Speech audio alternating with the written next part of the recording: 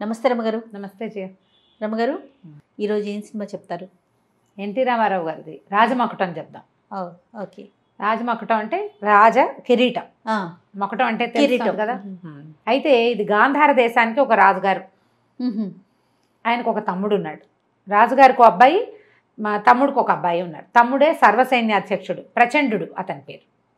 ఈ రాజుగారిది కుమారుడేమో విద్యల కోసం ఋష్యాశ్రమం అంటే గురువుగారి దగ్గర ఉంటాడు, ఏమంటారు గురుకులంలో ఉంటాడు. ఇక్కడేవో సమ్ ఉత్సవాలు జరుగుతాయి ఊళ్ళో. ఆ ఉత్సవాల్లో రాజుగారిని ఎవరో కత్తి విసిరి హత్య చేస్తారు. కత్తి విసిరేస్తారు. సైన్యాధ్యక్షుడు ఉన్నాడు కదా తమ్ముడు, ప్రచండుడికి బజరంగ బాబు అని ఒక కుమారుడు ఉంటాడు. వీడు కొంచెం అమాయక పిల్లవాడు, కానీ వాడికి రాజైపోదామని ఉంటుంది. ఆ క్యారెక్టర్ పద్మనాభం గారు చేశారు, బాగుంటుంది. ఆయన క్యారెక్టర్ కూడా బాగా చేశారు, యాక్షన్ బాగుంటుంది. అక్కడి నుంచి ఈ రాజు మరణిస్తాడు. ఎక్కడో గురుకులంలో ఉన్న పిల్లవాడికి వార్త వెళ్ళి కుర్రాడు వచ్చేదాకా ఇక్కడ అంత్యక్రియలు ఆగో. చేసేస్తారు, అంత్యక్రియలు చేసేస్తారు. కబురు వెళ్తుంది. చాలా దుఃఖపడతాడు. అయితే గురుగారు ఓదారుస్తారు, నాయన నువ్వు ప్రతాప్, అతని పేరు ప్రతాపసింహుడు, నువ్వు జాగ్రత్తగా ఉండు, మీ అమ్మ భర్తృ దుఃఖంలో ఉంది, ఆవిడని చూసుకోవాలి, రాజ్యభారం నీ మీద ఉంది. మరి కుమారుడే కదా రాజు అవుతాడు లెక్క ప్రకారం. ఇంటికి వెళ్ళమని పంపిస్తారు. తీసుకెళ్ళడానికి కొంత సైన్యం వెళ్తుంది, కొద్దిమంది వెళ్తారు. సైన్యంగా ఏం పంపరు, ఒక చిన్న గుంపు వెళ్ళేది. వచ్చేటప్పుడు మధ్యలో విడిది చేస్తారు. అదేం దగ్గర కాదు గురుకులం. అప్పుడంతా ప్రయాణాలు ఏమిటి, గుర్రాల మీద. రాత్రి అయితే ఆగిపోవాలి, దీపాలు లైట్లు ఉన్న రోజులు కావు కదా, ఎక్కడో విశ్రాంతికి ఆగుతారు. అక్కడ రాజకుమారుడి మీద కూడా హత్యా ప్రయత్నం జరుగుతుంది. అయితే అందరూ చచ్చిపోతారు, కుర్రాడు మిగులుతాడు. ఒక కత్తి దొరుకుతుంది, అంటే హత్యా ప్రయత్నం చేసిన కత్తి మాత్రం ఆ గుడారంలో దొరుకుతుంది. ఆ కత్తి జాగ్రత్త పెట్టుకుంటాడు, దెబ్బలు తగులుతాయి, ఒక చెట్టు కింద పడిపోతాడు. ఆ దారిన పోతున్న ఒక పల్లెపడుచు, బండి మీద వెళ్తున్న అమ్మాయి ఇతన్ని రక్షించి బండెక్కించుకుంటుంది. ప్రమీల అమ్మాయి పేరు. నువ్వెవరు ఏమిటని అడిగితే ఇతను రాజకుమారుడిని అని రివీల్ చేయకుండా పరదేశిని అని చెప్తాడు. ఎవరు లేరు పరదేశిని అంటే, మా అన్నయ్య నగరంలోనే ఉద్యోగం చేస్తున్నాడు, నీకు తప్పకుండా సహాయం చేస్తాడు, రమ్మంటుంది తమతో పాటు. ఇంకోసారి వస్తానంటాడు. ఊళ్ళోకి వెళ్ళిపోతాడు, లోపలికి వెళ్ళిపోతాడు. ఈయన ఇది అక్కడ హత్య జరిగిపోయి ఉంటుందని ఇక్కడ అనుకుంటారు, కానీ అట్లా జరగదు. వచ్చేసేసరికల్లా ఇక తల్లిని కావలించుకుని దుఃఖపడతాడు. ఎవరు ఇట్లా ఎలా జరిగింది అనేసరికల్లా కొంతమంది పట్టుపడ్డారని చెప్తాడు బాబాయ్. కొంతమంది పట్టుపడ్డారు అంటే వాళ్ళందరినీ ఉరిదీసేయండి అంటాడు. రాజుని సంహరించడం ఏమిటి, రాజహత్య మామూలు హత్య కాదు, మామూలు ఇది కాదు, అంటే ఒప్పుకోదగిన నేరం కాదు అనేసరికల్లా ఈ యువరాజు ప్రతాపసింహుడి పేరు మీదే మొత్తం 25 మందినో 15 మందినో ఉరిదీస్తారు. ఈ ఊరి తీసేసరికల్లా ఈ ఊరి తీసిన వాళ్ళందరూ నిర్దోషులే. వాళ్ళ కుటుంబాల వాళ్ళంతా రాజు మీద తిరగబడాలనుకుంటారు, విప్లవకారులు అయిపోతారు. వీళ్ళలో ఎవరికి రాజహత్యతో సంబంధమే లేదు, కానీ నిర్దోషులే ఉరి తీయబడ్డారు. ఇప్పుడు నిర్దోషులు అవునో కాదో వాళ్ళకేం తెలుసు, వీళ్ళకేం తెలుసు, ఎవరు చేశారో ఎవరికీ తెలియదు. రోజులు గడుస్తున్న కొద్ది ఈ యువరాజు మీద హత్యా ప్రయత్నాలు పెరుగుతాయి. తోటలో హత్యా ప్రయత్నం జరుగుతుంది. ఆ హత్యా ప్రయత్నంలో అతనికి తెలిసిపోతుంది ఈ హత్యా ప్రయత్నం చేసింది బాబాయేనని. రాజును సంహరించింది కూడా బాబాయే. తన కొడుకుని రాజును చెయ్యాలి, సొంత అన్ననే చంపేశాడు. అక్కడి నుంచి ఇతను లోపలికి వెళ్తాడు, తల్లితో చెప్తాడనమాట రాజకుమారుడు, నేను బాబాయిని చంపేస్తానంటే తల్లి ఒప్పుకోదు. నువ్వు మీ నాన్న హత్యకి ప్రతీకారం కొడుకే తీర్చుకోవడం కంటే సంతోషకరమైన విషయం ఇంకోటి లేదు. కానీ ఇప్పుడు నువ్వు ఎలా ఉన్నావు, పంచాగ్ని మధ్యంలో ఉన్నావు. నువ్వు ఈ మొత్తం నగరులో ఎంతమంది అతని అనుయాయులో మనకు తెలియదు, అడుగు కదిపే అవకాశం లేదు ఇక్కడ. మన నమ్మకస్తులు ఎవరో మనకు తెలియదు. పైగా రాజుని ఫాలో అయ్యే వాళ్ళని 25 మందిని ఉరిదీశాడు. నీ పేరు మీదే ఆ హత్యాకాండ అంతా చేయించాడు. ఉరిదీసింది అతను, అరెస్ట్ చేసింది అతను, ఉరిదీసింది అతను, కానీ పేరేది యువరాజుది. ప్రజల్లో నీకు ఏమి ఇది లేదు, వ్యతిరేకత వచ్చేసింది. ఇక్కడ కొలువులో ఇక్కడ ఉన్న వాళ్ళలో ఎవరు అతని వాళ్ళో ఎవరు మన వాళ్ళో తెలియదు. ప్రజల్లోకి వెళ్ళి తెలుసుకోవాలి. నిశ్శబ్దంగా ఉండమని కొడుకుని ఆవిడ తెలివిగా అతన్ని లొంగ తీసేస్తుంది, వద్దని.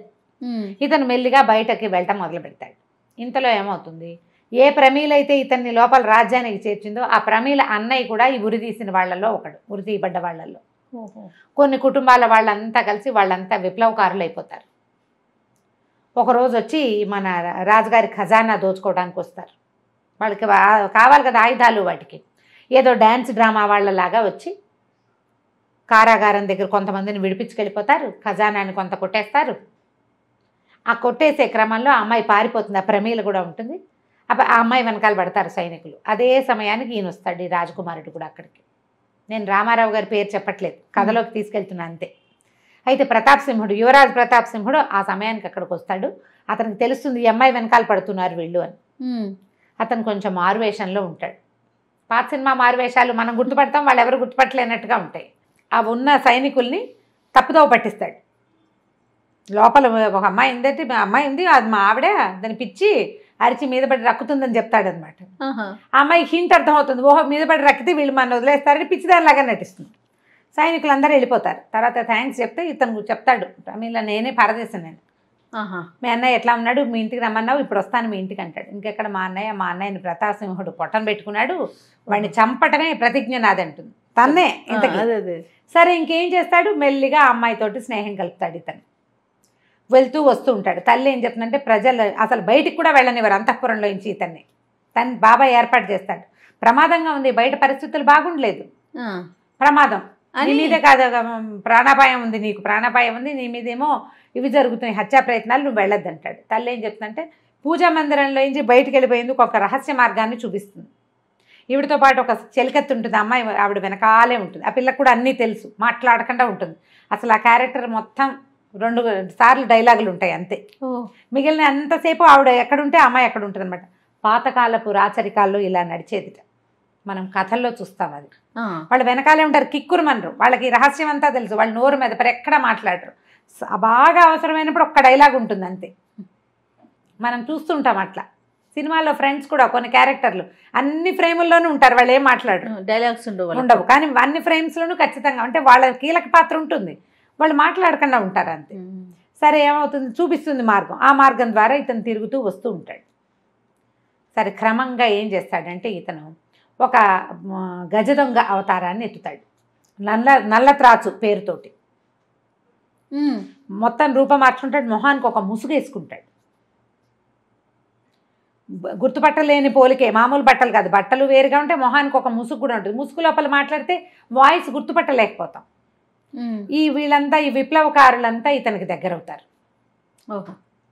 రాజును చంపటం ఒక ఇది కాదు,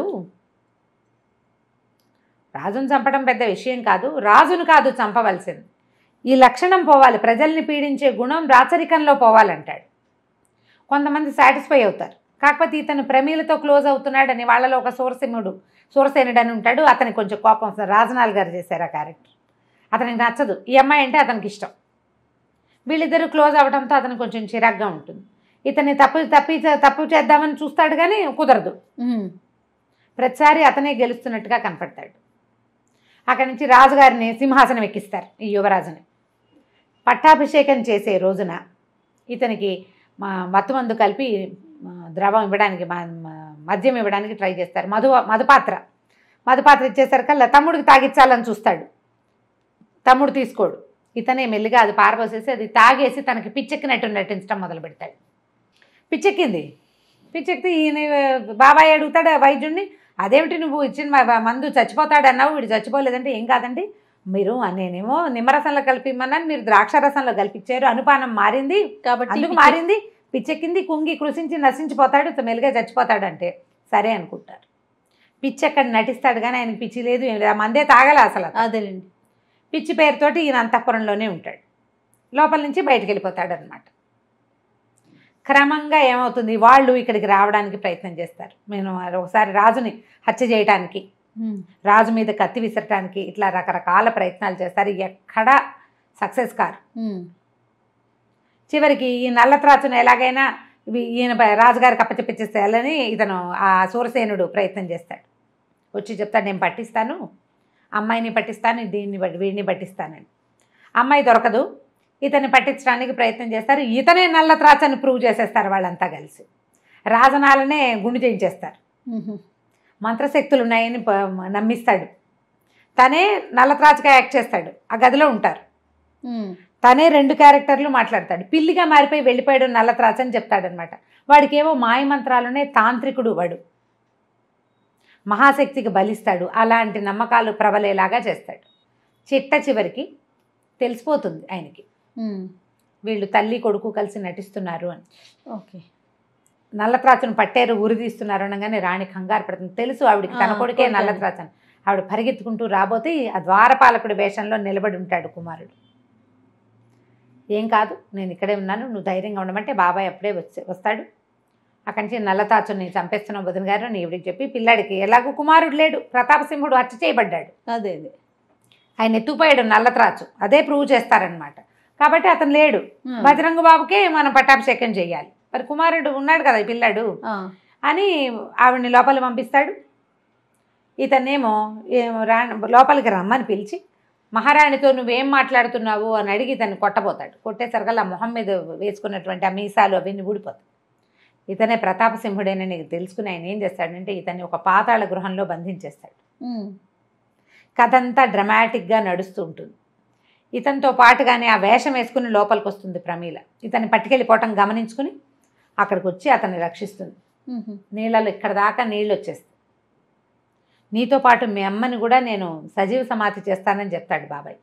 ఇద్దరిని కాపాడుతారు. ఈ అమ్మాయి వచ్చి ఏం చేస్తుందంటే తల్లి అక్కడే ఉండిపోతుంది. ఆవిడ ఏం చేస్తుంటే రాజమొకటానికి పూజ చేసుకుంటుంది. చేస్తే కిరీట పూజ చేయాలి, ఇవ్వండి అని తీసుకుంటాడు. తీసుకుని ఇక మీరు ఇక్కడ ఉండాల్సిందే, ప్రతాపసింహుడి శరీరాన్ని మీకు బహుమతిగా ఇస్తానని చెప్తాడు. ఆవిడ స్పృహ పడిపోతుంది. బయట గడి పెట్టేసరికి ఈ దాసి ఈ పిల్ల ఒకటి వెనకాల తిరుగుతుంటుంది కదా, దానికి అర్థం కాదు. అక్కడేమో వాడికి ఇదైపోతుంది, రాజకుమారుడు ఏమైపోయాడో తెలీదు, యువరాజు ఏమయ్యాడో తెలీదు, ఈవిడేమో లోపలే ఉండిపోయింది, తలుపు తీయొద్దని ఆజ్ఞ ఉంటుంది. ఆ పురాతనంగా ముందు వాళ్ళు లోపల నుంచి బయటకు వెళ్ళే మార్గం ఉంటుంది కదా, ఆ మార్గం ద్వారా లోపలికి వస్తుంది. లోపలికి వచ్చి మహారాణికి మొహం మీద నీళ్ళు చల్లి ఈవిడిని లేపి తీసుకెళ్తుంది. ఆ రాజసభలో ఆ కుర్రాడికి కిరీటం పెట్టే టైంకి ఈవిడ వెళ్తుంది. ఈవిడ వెళ్ళి నాకు నా కొడుకు ఏమయ్యాడో చెప్పు, నా కొడుకు నాకు అప్పచెప్పేసి, మా దారిని మేము వెళ్ళిపోతాం, నువ్వే తీసుకో, చచ్చిపోయిన వాడిని ఎలా ఇవ్వను, నువ్వు చచ్చిపోయాడు నల్లత్రాచు తీసుకెళ్ళిపోయాడు కదా అంటాడు. వీళ్ళు సృష్టించిందే చివరికి అది అట్లా అయిందనమాట. అయ్యేసరికి ఇక ఆవిడ అరిచి కేకలు పెడుతుంది, ఊరుకోదు. ఒక్కొక్కళ్ళు ఏమనుకుంటారంటే ప్రజలందరికీ ఏం తెలుసు, ప్రతాపసింహుడిని నల్లత్రాచు పట్టుపోయాడు, చంపేశాడు, ఈవిడేదో పిచ్చి అయిపోయింది, పిచ్చిగా మాట్లాడుతోంది అంటాడు. అనేసరికల్లా ఆవిడ ఊరుకోదు. కన్నాంబ గారి యాక్షన్ చూసి తీరాలి. అప్పుడు చాలా బాగా యాక్ట్ చేస్తారు. సరే అమ్మాయి ప్రమీల వెళ్ళి ఆ నీళ్ళల్లో నుంచి అతన్ని బయటికి తీసుకొచ్చేస్తుంది. ఇద్దరు కలిసి బయటకు వచ్చేస్తారు. సరిగ్గా ఈ తల్లిని పట్టుకునేసరికల్లా బాణం వేస్తాడు. మహారాణిని ముట్టుకున్నవాడు బాణం తగులుతుందని. దాంతో ఇక వెంటనే యుద్ధం మొదలు వెళ్తాడు. ముసుగు తీసి చూపిస్తాడు. అందరు ఆశ్చర్యపోతారు. ఈ నల్లత్రాచుని ఫాలో అవుతున్నటువంటి ఒక విప్లవ వీరుల గుంపు వచ్చిందా, వాళ్ళు ఆశ్చర్యపోతారు. మనతో పాటు తిరుగుతున్న వాడే యువరాజు అని. ఇప్పుడు ఆవిడ ఇతను చేసిన పనులన్నీ ఏకరు పెడుతుంది అనమాట. మీ అన్నయ్యని నువ్వే చంపించావు, ప్రతాపసింహుడి పేరు మీద హత్యాకాండ నువ్వే చేసావు, అన్నిటికీ అన్నీ అది నిజం, ఏమైనా సరే ఇంక చేసేదేం లేదు. ప్రజలకు అర్థమైపోతుంది. అక్కడ సభలో ఉన్న వాళ్ళందరికీ క్లియర్గా తెలుస్తుంది యువరాజు తప్పు లేదు ఇందులో అని. అక్కడి నుంచి బాబాయ్ని అంటాడు, నువ్వు వీరుల వంశంలో పుట్టావు, చచ్చేటప్పుడైనా వీరుడిగా చచ్చిపో, నువ్వు చేసినవే వెధవ పని. సొంత అన్నని చంపుతారా ఎవరైనా రాజ్యం కోసం? అప్పుడు ఇద్దరు కొంచెం కత్తి ఫైటింగ్ అవి నడుస్తాయి. అయితే గుమ్మడి గారు రామారావు గారు ఇద్దరు ఫైటింగ్ చేశారని అనిపించదు, డూపులు ఉండుంటారు ఇద్దరికి బహుశా. అవన్నీ ప్రాక్టీస్ ఉన్న వాళ్ళు కాదు కదా. ఇప్పుడంటే చక్కగా కుర్రాళ్ళు అన్ని ఫైట్లు చేసేస్తున్నారు మన హీరోలు, కానీ అప్పుడు కొంచెం తక్కువగా ఉండేది కదా వాళ్ళిద్దరు ఫైటు. మనం మామూలుగా గుమ్మడి గారిని సాత్వికమైన క్యారెక్టర్స్లో చూస్తాం కదా, ఇందులో ఒక క్రౌర్యము అవి కనపడేయాక ఎంత బాగా చేస్తారో. మనం ఒకరోజు ఈ సినిమా చూసి మరుసటి రోజున ఈ మన మహామంత్రి తిమ్మరుసు అవి చూస్తే భలే ఉంటుంది. ఎంత బాగా చేశారు అనిపిస్తుంది. చాలా వేరియేషన్ కనపడుతుంది. అంత సాత్వికమైన క్యారెక్టర్స్ చేసే మనిషి ఇలా అట్లా క్రూరమైన క్యారెక్టర్లు చేయటం. ఇదే కాదు, వాగ్దానం అని ఒక సినిమా ఉంది నాగేశ్వరరావు గారిది, అందులో కూడా అయింది విలన్ క్యారెక్టరే గుమ్మడి గారిది. ఓకే. మేము అంతకుముందే ఏదో 2-3 మంచి మంచి సినిమాలు చూసాం, పాత సినిమాలు, వారానికి కూడా చూసేవాళ్ళం అప్పట్లో థియేటర్లో. ఈ వాగ్దాన సినిమా చూస్తే నాకు నచ్చలొచ్చి గుమ్మడి గారిని ఇలా చూపించారేంటి వీళ్ళు చిన్నప్పుడు అలా అనిపించేది. ఆయన మంచివాడు కదా, అదే ఇలా కనపడుతున్నాడు ఏమిటని. బాగుంటుంది, బాగా చేస్తారు. తర్వాత ఇంకేముంది, ఈ రాజసులోచనని పెళ్లి చేసుకుంటాడు ఆయన. వాళ్ళు ఈ అమ్మాయి ఉంది కాబట్టి ఇతను బతికొచ్చాడు, లేకపోతే బతికేవాడు కూడా కాదు. ఒక సాధారణ గ్రామీణ యువతిని పెళ్లి చేసుకుంటాడు యువరాజు. నేను ఎప్పటికీ ప్రజల్లో వాడినే అని చెప్తాడు. గాంధార రాజ్యానికి రాజు అవుతాడు. అదే రాజమకుటం కథ. ప్రింట్ బాగానే ఉంటుంది, మనకి అప్పుడప్పుడు టీవీలో వస్తుంది కూడా. చూసిన వాళ్ళు మళ్ళీ చూడండి, ఇప్పటిదాకా చూడని వాళ్ళు ఒక్క రవ్వ స్లోగా ఉంటుంది సినిమా. నేను గబగబా చెప్పేసా కదా. ఏ వివరాలు ప్రమీలకు చెప్పడు అతను. నేను అడగను, మీరు అడగనకూడదు, నేను చెప్పనకూడదు అంటాడు. ఓహో. పాటలు పిక్చరైజేషన్ సూపర్గా ఉంటుంది.